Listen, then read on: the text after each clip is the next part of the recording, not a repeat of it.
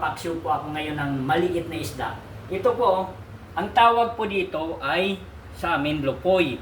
Ito po ay salinas. Pag lumaki po ito, yan kagaya na yan. Kumbaga salinas to, maliliit siya. Ngayon ito na yung ating mga ingredients. Oh, luya, bawang. Ito. Ang una nating ilalagay pa, ilalim po natin yung luya. Dito sa kaldero. Papailalim natin. Tapos, bawang. Bago natin ilalagay yung isda. Ayan.